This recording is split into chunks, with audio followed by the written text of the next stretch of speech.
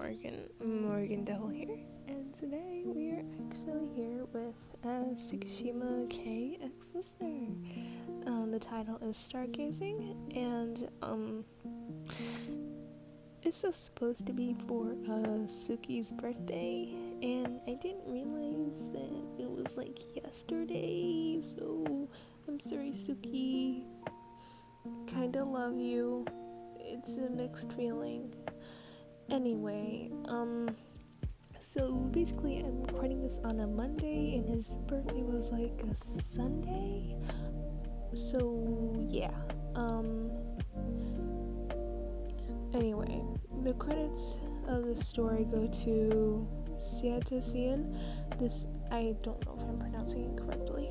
But this is one of the many haiku one-shot stories I have written. Sorry. And they have not written a part 2 to this, so therefore please do not ask me to write a part 2, because 1, I'm too lazy for that, and 2, I really prefer if the author themselves written it, because I myself like the surprise of what happens next in the story. Anyways, also one more thing, I'm sorry, this is a pretty long intro. This story takes place during the camp arc, where they're with, like, the tough Bokuto's team, and, Nekoma, and all of that. You know what I'm talking about if you watch Haikyuu. Anyways, I hope you guys enjoy, and let's get on with the video.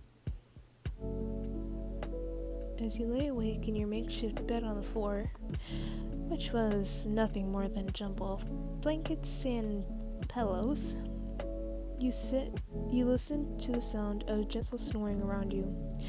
You found it difficult to sleep. You needed your rest as much as everyone else did. All of you are managers of one team or another, and needed to be at your best to cheer on your team the following day. You especially needed to be able to help support your tired and disheartened team, but you still couldn't sleep. Maybe some fresh air will help, you thought as you carefully sat up before getting up on your feet. You adjusted your sweater and tiptoed out of the house, being cautious not to wake up any of the other girls. Once you'd make it outside successfully, you walked aimlessly down the path, going wherever it took you. Even though it was nighttime, the world around you didn't seem so dark and menacing.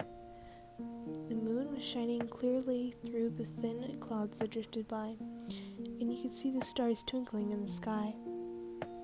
Looking up at the sky had a calming effect on you, so you strayed from the path, trying to find somewhere on the grassy hill nearby to sit. You could practically see the prints of volleyball shoes in the grass from the number of times that the Karasuno team had to run up the hill today. As you climbed the hill, you froze when you noticed a shadow sitting near the top, exactly where you were heading. You carefully approached the shadow until you recognized the person. It was Suki, your boyfriend. He was sitting atop the hill, a blank stare on his face as he adjusted his headphones. "Kay," you called out to him. You didn't want to disturb anyone else by speaking too loudly, so you simply approached him when he didn't hear you. You sat down next to him, gazing at his amber eyes, when he glanced over at you for a moment. "What are you doing out here? Why aren't you sleeping?" you asked with concern. He sighed loudly and slid his headphones down so that they hung around his neck. "I can't," was his simple reply. You should have expected that much from him.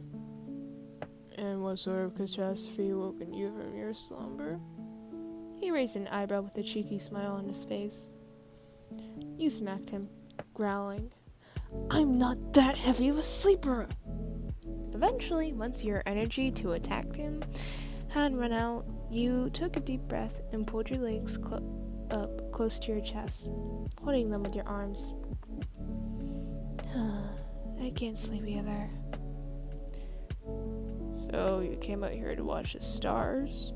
He suggested, not looking at you, but instead fastening his gaze on the glowing moon.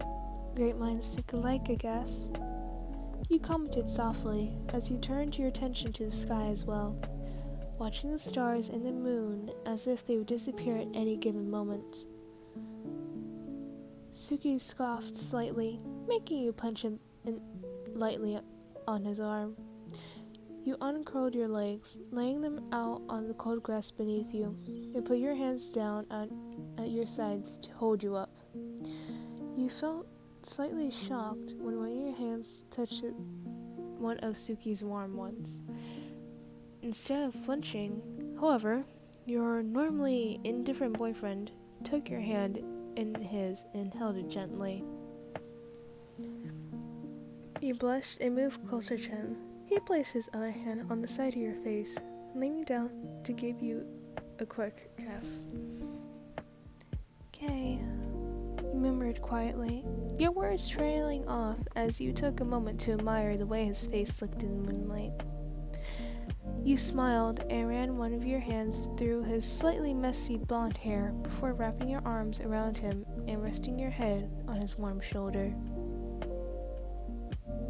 "You know, I came out here to be alone." He spoke softly, but his words still made your heart drop slightly. But hope was soon restored with what he said next. "But I'm glad that you're here."